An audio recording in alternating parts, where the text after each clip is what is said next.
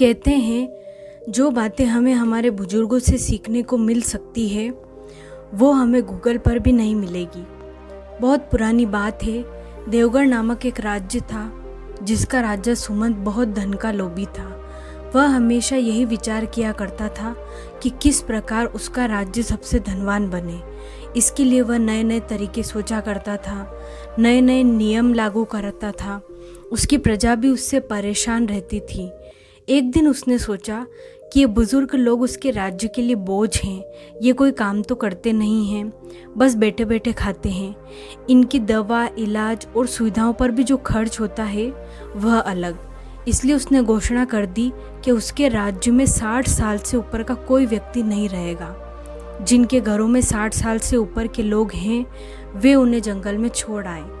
प्रजा में कुछ लोगों को राजा का यह आदेश पसंद भी आया, लेकिन कुछ लोगों को राजा का आदेश बहुत बुरा लगा। इस अवस्था में जब बुजुर्गों की सेवा की जानी चाहिए तब राजा आदेश दे रहा है कि उन्हें जंगल में छोड़ दिया जाए। लेकिन राजा के आदेश की अवहेलना कौन कर सकता था। लोगों ने राजा की आज्ञा का पालन किया। राजा सुमंत के राज्य में ही एक लड़का अपनी बूढ़ी माँ के साथ रहता था।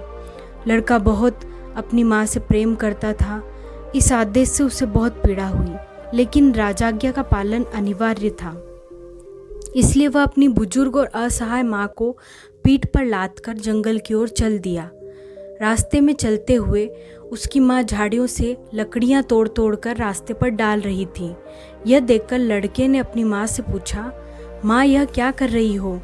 माँ ने जवाब दिया, बेटा वापसी में तुम रास्ता न भूल जाओ, इसलिए मैं यह लकड़ियाँ यहाँ डाल रही हूँ। माँ के प्रेम को देखकर लड़का फूट फूट कर रो पड़ा। उसने निश्चय किया कि वह अपनी बूढ़ी माँ को जंगल में नहीं छोड़ेगा। रात के अंधेरे में वह अपनी माँ को लेकर घर वापस आ गया। घर के आंगन में खुदाई करके उसने एक गुफा बना दी, जिससे किसी को भी ना पता चले। उसकी माँ उस गुफा में रहने लगी। बेटा समय समय पर अपनी गुफा के अंदर जाकर माँ की सेवा करता। थोड़े समय बाद उस राज्य की धन संपत्ति को देखकर एक शक्तिशाली पड़ोसी राजा ने देवगढ़ पर आक्रमण कर दिया। इस युद्ध में देवगढ़ की हार हुई। राजा सुमंत बंदी बना लिए गए। पड़ोसी राजा ने घोषणा की कि देवगढ़ राज्य का कोई भी नागरिक अगर मेरे 2 प्रश्नों के उत्तर दे देगा तो मैं देवगढ़ राज्य और राजा सुमंत को भी छोड़ दूंगा। पूरा राज्य प्रश्न सुनने उमड़ पड़ा। राजा ने एक शीशे का छोटा सा बर्तन दिखाते हुए कहा, इसे कद्दुओं से भर दो। लोगों ने उस बर्तन को देखा और कहा, इस छोटे से बर्तन में तो एक कद्दू भी नहीं आ पाएगा। राजा ने जवाब देने के लिए 7 दिनों की मोहलत दे दी, लेकिन किसी को जवाब नहीं सूझ रहा था। वह लड़का भी वहाँ था। रात में जब वह अपनी माँ के पास गया तो उसने माँ को सारी बात बताई। माँ ने उससे कहा कि शीशे के बर्तन में मिट्टी भरकर उसमें कद्दू के बीज डाल दो। 3-4 दिन में जब बीज उग जाए तो उन्हें राजा के पास ले जाना। लड़के ने वैसा ही किया और सचमुच 4 दिन बाद शीशे का वह बर्तन कद्दू के छोटे छोटे पौधों से भर गया। लड़का बर्तन लेकर राजा के पास गया। अपने प्रश्न का जवाब पाकर राजा प्रसन्न हुए। फिर उसने दूसरा प्रश्न किया, एक जैसी दिखने वाली 2 गाय एक साथ खड़ी है, उनमें से माँ बेटी की पहचान कैसे करोगे? यह प्रश्न भी बड़ा कठिन था। इसका जवाब किसी को नहीं सूझ रहा था। राजा ने इस पर 3 दिन की मोहलत दी। लड़का फिर माँ के पास पहुँचा और उसे सारी बात बताई। माँ ने बताया कि दोनों के सामने घास डालो। दोनों में से जो माँ होगी वह अपनी बेटी के खाने के बाद खाना शुरू करेगी। लड़के ने राजा के सामने माँ के बताए अनुसार दोनों गायों में माँ और बेटी की पहचान कर दी। पड़ोसी राजा ने अपने वादे के अनुसार देवगढ़ के राजा और राज्य दोनों को मुक्त कर दिया। राजा सुमंत बहुत प्रसन्न हुए। उन्होंने लड़के से पूछा, तुमने दोनों प्रश्नों के उत्तर कैसे दिए? लड़के ने कहा, महाराज यदि आप मुझे अभयदान दें तो मैं आपको बताऊंगा। राजा ने उसे आश्वासन दिया। तब लड़के ने बताया कि ये उत्तर उसे अपनी माँ से पता चले थे। तब राजा को बुजुर्गों के अनुभव का महत्व पता चला। उसे अपनी भूल का एहसास हुआ और उसने अपनी आज्ञा वापस ले ली। उसने आज्ञा दी कि उसके राज्य में बुजुर्गों की सेवा और सम्मान होना चाहिए। यह कहानी हमें सिखाती है कि किसी भी समाज में बुजुर्गों का कितना महत्व है। उनके अनुभव हमारे बहुत काम आते हैं, इसलिए हमें अपने बुजुर्गों की सेवा और उनका सम्मान हमेशा करना चाहिए। कहा भी गया है कि जो समाज अपने बुजुर्गों का सम्मान नहीं करता वह कभी भी उन्नति नहीं कर पाता। किसी भी घर में संस्कारों की नींव बुजुर्ग ही रखते हैं। अपने अनुभवों से न सिर्फ नई पीढ़ी को बच्चों की परवरिश में मदद करते हैं, बल्कि अच्छे संस्कार सिखाकर उन्हें नेक दिल और बेहतर इंसान बनाने में भी मदद करते हैं। इसलिए घर के बुजुर्गों की सलाह को कभी दरकिनार नहीं करना चाहिए। वह ज़िंदगी के बहुत से ज़रूरी सबक सिखाते हैं। बुजुर्ग हमारे घर की शोभा होते हैं। बुजुर्ग हमारे घरों में पीपल और तुलसी के पेड़ की भांति शोभायमान होते हैं। पीपल के वृक्ष से मेरा तात्पर्य यह है कि पीपल का वृक्ष भले ही न देता हो फल, परंतु छांव ज़रूर देता है, और तुलसी का छोटा पौधा छोटा ज़रूर होता है, परंतु उसके बिना हर आंगन सूना होता है।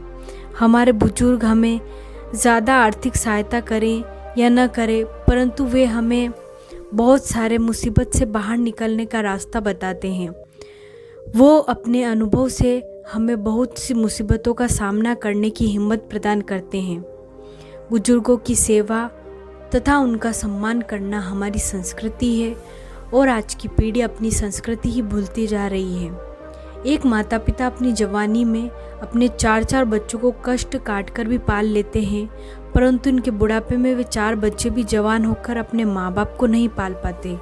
शायद वो भूल जाते हैं कि जितनी ज़रूरत हमें बचपन में उनकी होती है, उतनी ही ज़रूरत उन्हें बुढ़ापे में हमारी होती है। हमारे बुजुर्ग हमसे चाहते ही क्या हैं? 2 वक्त की रोटी और सम्मान। परंतु हमारी आज की पीढ़ी इतनी मतलबी हो गई है कि वे इतना तक उन्हें नहीं दे पा रही है। हमारे समाज में बुजुर्गों की अपेक्षा बहुत ही दुखद है। हमें हमारी जिम्मेदारी से मुंह नहीं मोड़ना चाहिए। हमें बुजुर्गों को सम्मान देना चाहिए। जिस घर में बुजुर्गों का सम्मान होता है वह घर स्वर्ग बन जाता है। 10 ज़रूरी सबक जो हमें बुजुर्गों से सीखने चाहिए वो है माफ़ करना, धैर्य रखना, दोस्त बनाना, रिश्तों को समेट कर रखना, वादे निभाना, अच्छे संस्कार, दूसरों की मदद करना, हमेशा मुस्कुराना, लचीला बनाना, जिंदा दिल रहना।